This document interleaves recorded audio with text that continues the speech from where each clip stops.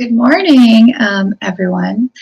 I just want to take this time this morning to talk about something really important, and it's about a mistake that I see many parents and teachers do. It's a very common mistake, and I've done it in the past as well, and it takes some time reflecting on it. And I think we do it without even thinking about it consciously, and that mistake is basically protecting our children from mistakes, from failure, protecting them from failure. And again, like I said, I don't think it's even something that we really think about. But I think we do it because first we know how it feels to fail, right? To be wrong, to be corrected. And I think that we want to protect them from those unpleasant feelings and that discomfort. And two, I think somehow we think, whether it's subconsciously or we're actively thinking it, but I think most likely it's more subconscious than not. Um, we think that whatever they think, whatever their product or output is a reflection on us. So the things that they do, the way that they feel and think, have to be up to a certain level of standard, right? Because otherwise, if it's not, then it must mean somehow that we're a failure or that we're not good enough, right? And so, what do we end up doing? We end up micromanaging them and just controlling like everything that they do and not giving them as much options and what's the word? Uh, just choices and um, yeah, I can't think of the word. It's slipping my mind right now. But anyway, so we're just really trying to control every aspect of the process, whatever task it is that we've put before them or that they have, and um, we eventually basically do the work for them, right? And I have a very strong memory of this from my past. When I was a child, it's a very important memory. We had a science fair project, science fair experiment, and I was assigned, or I chose magnetism and how magnets work. And I remember coming to school really proud because there's this super neat, amazing project that I brought with like a battery and wires connected to it, that go to a nail wrapped around in wire connected to a switch, or if you turn it on, you put a bunch of nails there, then all the nails move towards that bigger nail wrapped in wire. Oh, well, that shows magnetism, etc. I was so proud of it, and I didn't do it. It was my dad's project, but little me, in my mind, I'm thinking, yeah, this is my project, right? My name is on it, but really it's not mine. And I didn't know how magnets worked at the end of the project, right? Like I didn't have that learning experience. I didn't know what to do or even how to really explain the mechanism of it to my classmates, but everyone was so impressed, right? And I just wonder what my teacher must have been thinking in her mind, because I think teachers, we're a little bit more open to this idea.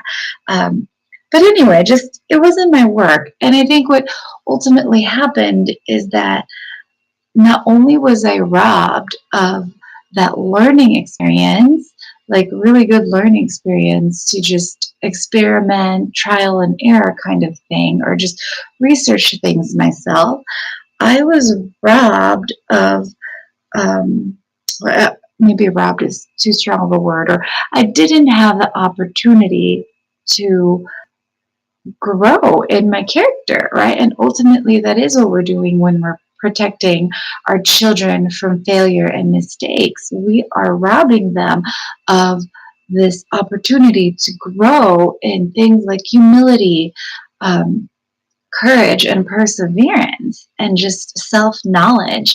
And sure, we're making it so that they have these great feelings and just really sheltering and controlling their experience.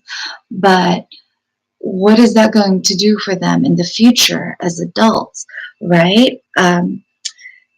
They're not going to be able to handle the punches of the real world. What's going to happen if they have an experience where they have to be corrected or fix an error, right? Like maybe they won't bounce back as quickly as they could have because they aren't used to those experiences.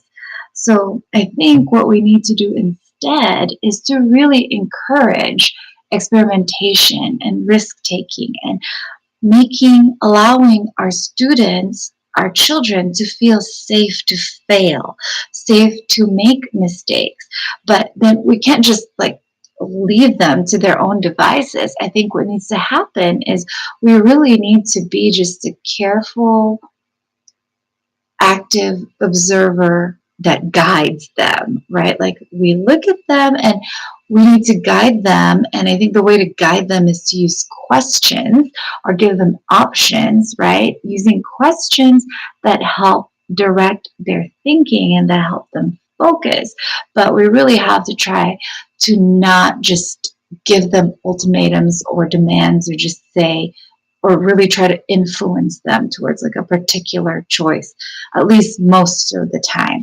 Um, but yeah, make them feel safe to take ownership of their work by actually being the ones to do the work and to make the mistakes and to guide them. And that when they do have those setbacks, which are inevitable, right, that we are encouraging and affirming them, saying like this is separate from who you are. It's not what makes you, right? Like these are experiences that are necessary for you to grow and to get better.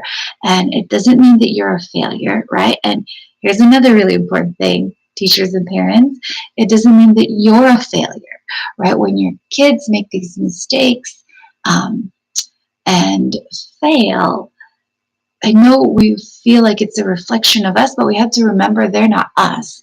And we can't project ourselves, our years of experience, our decades of experience onto them. We are our own and we're here to guide them. What they do as like a 12-year-old or a 15-year-old is not the same thing as what we are as adults, right? Like it's not their mistakes are not our failures. Like it's only a failure if you stop and that's it. That's the end, right? And I think what we need to teach them is that these mistakes or failures, it's not the end. It's just the beginning of growth and a transformative experience. And it's now is the time for them to do this, to experience these things and learn, right? As children, I'm not talking about your adult children. That's a different approach that I'm not an expert on, or that I don't have experience on. But I do have a lot of experience in this and forming children. And I think that you like now is the time, like we are sheltering and controlling their environment, right? But the goal is to prepare them for the real world, to give them the strength and the character to handle adulthood and all the punches that they're going to get, the setbacks that they're going to experience as adults. And the way to do that is to safely, right, safely allow for um, for similar experiences in the educational setting or like the home setting as they grow. So that's just a little tidbit for this morning. Hopefully it's been helpful. And if you would like more in the future, please go ahead and hit subscribe or visit my website, lorettalearning.com, for more beginner teaching tips and tricks. Have a great day.